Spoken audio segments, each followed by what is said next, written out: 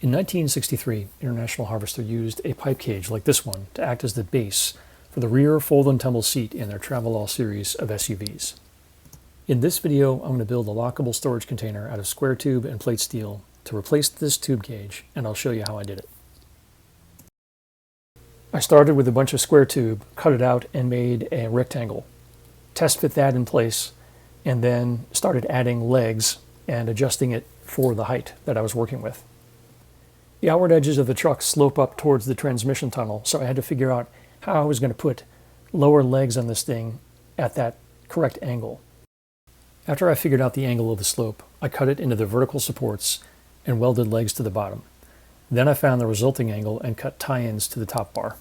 I added 2 crossbars to the top for the hinge doors. When that was done, I cut some cardboard and made a template for the sheet metal on the outside edges. Tacked and welded it into place, first on the front and then on the sides. Then after a whole lot of welding and grinding, I got everything cleaned up and in place. To build the doors, I needed something better than the crappy metal brake that I have here, so I went to a friend's shop who has a really nice industrial metal brake and used that to form the edges of my doors. Back at my home shop, I jury-rigged another brake and finished off that box. Then when I had the doors all fixed, I was able to set up 2 hinges on the crossbars, weld those onto the doors, and get the doors in place, opening and closing really cleanly.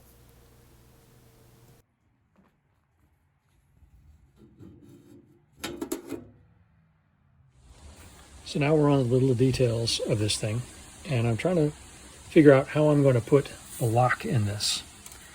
And what I've got is, I've got the upper lip here. This is the lock I'm using. It was like $4 on Amazon. Should be just fine. What I've got to do is basically center it and make it so that the swing of this arm here will go into this section here. Basically, I'm just going to have to, cut a piece out. But I've got to make sure that the swing will swing in here and latch. The other issue is that I've got to basically set this thing up. This is a barrel, but it's got a notch on either side, and that means so that if you do this correctly and you put it in place and you notch it out correctly, this thing won't spin when you try to turn it, and it's not dependent on how hard you crank this thing down. So there's going to be a doubler plate here that'll give this thing more strength. I'll tack this in place on the inside and then go through this twice to get that hole, and then start putting this whole thing in place. All right, quick update here. Holes have been drilled, plates are in, they're all tacked in, everything is good. There's also some pieces of, I think it's 1/4 inch round bar that I've got in here as stops. So when you close this thing, it closes nice and easy. You can see that on both sides. Those are both in. I have to clean all this stuff up, all these welds and everything, but that's looking pretty good.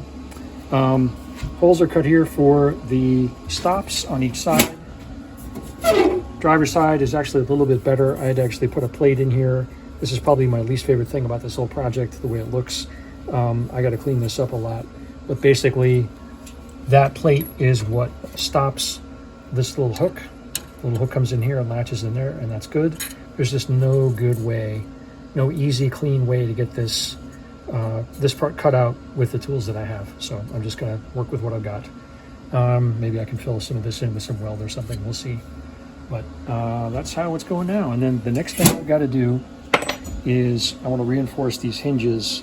I'm trying to decide whether or not I'm going to use welds from the backside or if I'm going to do something else. I'm not quite sure yet. So here's where we are on Saturday afternoon.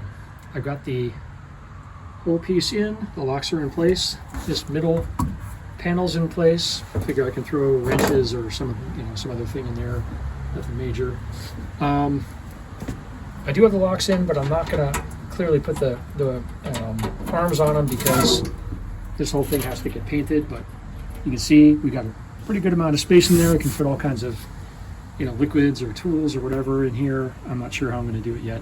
I might actually make a custom tray or something for each side, depending on how this works out. But yeah, I'm really pleased with the way this whole thing came out.